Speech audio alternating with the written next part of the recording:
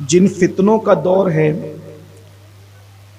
اس دور کے لیے اللہ کے رسول صلی اللہ علیہ وآلہ وسلم نے ارشاد فرمایا کہ جیسے کالی گھٹاؤں میں زوردار بارش ہوتی ہے تو کیسے کثرت کے ساتھ پانی کے قطرے ٹپکتے ہیں، ایک وقت آئے گا جیسے برسات ہوتی ہے کالی گھٹاؤں میں ساون بھادوں کے موقع پر، اور ان بارش کے قطروں کو گنا نہیں جا سکتا، ایسے ہی میری امت پر اتنے فتنوں کا جو ہے وہ نزول ہوگا، اتنے فتنے نازل ہوں گے کہ اس کا اندازہ نہیں کیا جا سکتا۔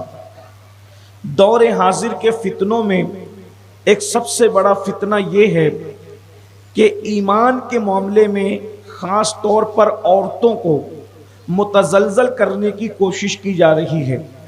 اس کی وجہ یہ ہے کہ مردوں کے مقابلے میں اکثر عورتیں بہت مضبوط ایمان والی ثابت ہوئی ہے۔ اسی لیے آپ دیکھیں کہ اسلام میں سب سے پہلے اگر کسی نے کلمہ پڑھا ہے تو وہ ایک عورت ہے۔ اگر آپ اس طرح لیں کہ عورتوں میں سیدہ خدیجہ، مردوں میں سیدنا صدیق اکبر، بچوں میں مولائے کائنات سیدنا علی مرتضیٰ، لیکن ان تینوں میں بھی اگر آپ سب سے پہلے اگر کسی کو کلمہ پڑھتے دیکھیں گے تو مولائے کائنات سے بھی پہلے اور سیدنا صدیق اکبر سے بھی پہلے اگر کسی نے کلمہ پڑھا ہے تو وہ ایک خاتون ہے جسے دنیا لوگ خدیجۃ الکبریٰ کے نام سے جانتی ہے۔ اسی طریقے سے اسلام پر سب سے پہلے جس نے اپنی دولت کو خرچ کیا ہے وہ بھی سیدہ خدیجۃ الکبریٰ کی ذات ہے، اور وہ ایک عورت ہے۔ اسی طرح سے اللہ کے رسول صلی اللہ علیہ وآلہ وسلم جس کی گود میں سب سے پہلے گئے ہیں وہ بھی کوئی مرد نہیں ہے بلکہ وہ ایک عورت ہے۔ اللہ کے رسول صلی اللہ علیہ وآلہ وسلم نے جو ہے وہ سب سے پہلے کسی کو فائدہ پہنچایا پیدا ہونے کے بعد تو وہ بھی کوئی مرد نہیں بلکہ عورت ہے۔ جیسے حضور کی ولادت ہوئی، صہیبہ نام کی کنیز ابو لہب کے پاس خوشخبری پہنچانے کے لیے گئی اور اس کو آزاد کر دیا گیا، یعنی سب سے پہلے حضور کی آمد کا فائدہ بھی عورت ہی کو ہوا۔ اسی طریقے سے سب سے پہلے اسلام میں جس نے جام شہادت نوش کیا ہے وہ بھی حضرت سمیہ ہے اور وہ بھی عورت ہے۔ مسجد کے اندر جس نے سب سے پہلے منبر رکھوایا ہے وہ بھی کوئی مرد نہیں ہے بلکہ وہ ایک عورت ہے۔ یعنی کہ عورتیں جو ہے وہ مردوں کے مقابلے میں ہمیشہ حسنات کے اندر آگے ہوتی گئی۔ اور پھر اس کے بعد آپ دیکھیں کہ کائنات کے اندر جتنے انقلابات آئے ہیں، خواتین نے انقلاب تو پیدا نہیں کیا لیکن جتنے انقلابی لوگ تھے ان سب کو تیار کر کے کھڑا کرنے والی اگر کوئی ذات ہے تو وہ خواتین اسلام کی ذات ہے، عورتوں کی ذات ہے۔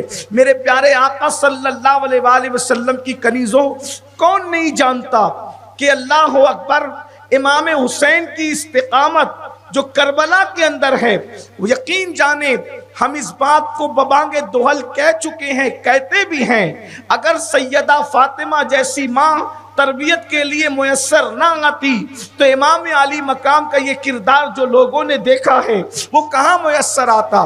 اسی طریقے سے اللہ اکبر جب پورا خاندان ختم ہو گیا ہے اور کوئی مردوں میں قائد نہیں بچا ہے تو جو خاتون پورے قافلے کو کربلا سے بصحیح سلامت آبرو کی حفاظت کے ساتھ، عزت کی حفاظت کے ساتھ، طہارت کی حفاظت کے ساتھ، بلکہ امامت کو بھی محفوظ کر کے اگر مدینہ منورہ تک کوئی لانے کا فریضہ انجام دیتا ہے تو وہ ایک عورت ہے۔ اور اس مقدس مایا ناز خاتون کو پوری کائنات سیدہ زینب کبریٰ کے نام سے جانتی ہے۔ اسی طریقے سے آپ دیکھیں جنگ قادسیہ مسلمان ہار رہے تھے لیکن جنگ قادسیہ میں جیتنے کا سبب صرف عورتیں بنی ہیں۔ اس کی طرف میں صرف اشارہ کرتا ہوں، کبھی پورا واقعہ انشاءاللہ بیان کریں گے قادسیہ کا۔ جنگ قادسیہ وہ ہے، اسلام دشمن طاقتیں ہاتھی لے کر کے آئے تھے، اللہ اکبر، اسلام دشمن طاقتیں ہاتھی لے کر کے آئی تھی، اللہ اکبر، مسلمانوں نے اللہ اکبر ہاتھیوں پہ چڑھ کر ہاتھیوں کی سونڈ کو کاٹا تھا، اس کے باوجود بھی کم و بیش 15 دن بیت گئے गए थे, न दिन को सोए थे न रात को सोए थे। जिन्होंने हाथियों की सूंडें काटी थी वो कोई मामूली लोग तो नहीं रहे होंगे। जो हाथियों की सूंड से चिमट चिमट कर लड़ रहे थे वो कोई मामूली लोग तो नहीं रहे होंगे। मगर अल्लाह अकबर, जब मुसलमान जवान हिम्मत हार गए, मर्द हिम्मत हार गए, तो एक खातून, अल्लाह अकबर, उसने सारी औरतों से मीटिंग की और मीटिंग करने के बाद कहा हमारे शौहर अब नींद के गलबे में हैं, हिम्मत हार रहे हैं, चलो उन्हें हौसला दें। और उसके बाद फिर वो सारी खवातीन को लेकर के वो खातून पहुंची और पहुंचने के बाद उन्होंने पत्थर को जो है एक साथ जमा कर लिया और मर्दों को कहा, फौज को, ये देख रहे हैं पत्थरों का ढेर, ये किसके लिए है? मर्दों ने पूछा था ये पत्थरों का ढेर किसके लिए है? तो उस वक्त उन्होंने कहा था ये दुश्मन के लिए नहीं है, ये तुम लोगों के लिए है। अगर तुम लोग शिकस्त खा के वापस आओगे, उधर से दुश्मन की तलवारें चलेगी, इधर से हमारे पत्थर चलेंगे और तुम्हें मार दिया जाएगा। और जो जिंदा बच करके आएगा वो अपनी बीवी को कभी जिंदगी में हाथ लगा नहीं सकेगा। अगर बीवी और कामयाबी चाहते हो, या तो मर जाओ या तो फतेहयाब हो जाओ। और उसके बाद जब औरतों की तरफ से ये हौसला मिला और एक खातून ने, जिनका यहाँ नाम मैं नहीं ले रहा हूँ, अल्लाह अकबर, उस खातून ने कहा था और अगर तुम नामर्दी का मुजाहरा करोगे तो फिर हमें इजाजत दो, हम जा करके लड़ेंगे और बताएंगे कि इस्लाम की बेटियों के अंदर कितना बहादुर दिल रखा गया है। जब ये तकरीर सुनी गई और ये हालात हुए, मुसलमान शेरों की तरह पलटे हैं और अल्लाह ने मुसलमानों को फतह और नुसरत अता फरमाई है। इससे औरतों का मामला पता चलता है। जंगे बद्र में औरतों की कुर्बानियां, जंगे ओहद में औरतों की कुर्बानियां, जंगे हुनैन में औरतों की कुर्बानियां, जंगे खंदक में औरतों की कुर्बानियां, ये एक अलग सा उन्वान है। जितने भी इनकलाबी कायनात में आए हैं वो सब के सब जो है, अल्लाह अकबर, किसी न किसी औरत का नतीजा है। आज भी कायनात के अंदर अगर कोई अच्छी नात पढ़ रहा है तो वहां भी किसी औरत का नतीजा है। किसी माँ ने किसी बच्चे को लोरियों में नात सुनाई होगी, तब कहीं जाकर के बच्चे बड़े होकर के नात गुनगुनाते हैं। अल्लाह अकबर। इसी तरह याद रखें, अगर कोई अच्छी गुफ्तगू कर रहा है तो किसी माँ ने बिठाकर बच्चे को अच्छी नसीहत की होगी, तब कहीं जाकर उसकी जबान पर कीमती जुमले जारी हुए हैं। हर तरक्की के पीछे किसी न किसी औरत का हाथ है और यह भी तारीख है, किसी तरक्की के पीछे भी औरत का हाथ है और किसी की तबाही के पीछे भी औरत का हाथ है।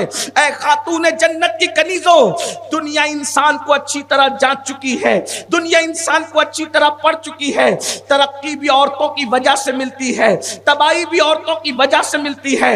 अगर सैयदा फातिमा की कनीज औरतें बन जाएं तो उस पूरे माशरे के मर्दों को उरूज मिलता है, तरक्की मिलती है, कामयाबी मिलती है, कामरानी मिलती है। और अगर अल्लाह अकबर, मुगलों की नचनिए अगर औरतें उनकी नकल करने लगे तो फिर हालात ये होते हैं, मर्द अय्याश हो जाते हैं, मर्द आवारा हो जाते हैं, मर्द तबाह और बर्बाद हो जाते हैं।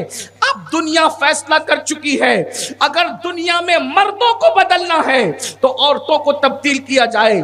मर्दों का ईमान मुतजलजल करना है तो औरतों का ईमान मुतजलजल किया जाए। ये बात मैं आपके सामने अल्लाह को गवाह बनाकर कह रहा हूँ। रसूलुल्लाह की मोहब्बत हमने किसी तकरीर से या मुकर्रिर से नहीं सीखी है। करबला वालों की मोहब्बत हमें कहीं तकरीर से नहीं सुनने को मिली है। तकरीरों से इजाफा जरूर हुआ है, लेकिन पहली मोहब्बत जो रसूलुल्लाह की पैदा हुई, करबला वालों की जो मोहब्बत पैदा हुई, या अली और या हुसैन कहने का जज्बा, या गौसल मदद कहने का जज्बा, या खाजा और दम्मदार बेड़ा पार, या फरीद कहने का जज्बा हमने किसी तकरीर में जाकर नहीं सीखा। हमें हमारे घर की या तो माँ ने सिखाया या तो हमारी दादी ने सिखाया। अल्लाह अकबर। और याद रखना, मुकर्रिरों को हम शक की निगाह से देख सकते हैं, कभी माँ को, कभी बहन को, कभी दादी को, कभी नानी को इंसान शक की नजर से नहीं देख सकता। इसीलिए तो लोग नारे हालात और वक्त के हिसाब से बदल देते हैं, लेकिन जो माओ की गोद से सीखे हुए नारे हैं, जो दादी की गोद से सीखे हुए नारे हैं, जो झूलों में झूलते हुए सीखे हुए नारे हैं, आज भी बच्चे उसको फरामोश नहीं करते और न कर सकते हैं। दर्जनों तहरीकें उठी, या गौस कहना शिर्क है, शिर्क कहने वाले मर گئے، ان کے نام مٹ گئے، ان کی قبروں کا نشان مٹ گئے، لیکن یا غوث کا نعرہ اس لیے نہ مٹ سکا کہ یہ تقریروں سے نہیں پھیلا، بلکہ ماؤں کے جذبے سے پھیلا، دادیوں سے پھیلا، بہنوں سے پھیلا۔ تو یہ گھروں کی تربیت کا نتیجہ ہے۔ ہم نے یہ ساری چیزیں، تو دنیا چاہتی ہے انسان کو بدلنا، مردوں کو بدلنا،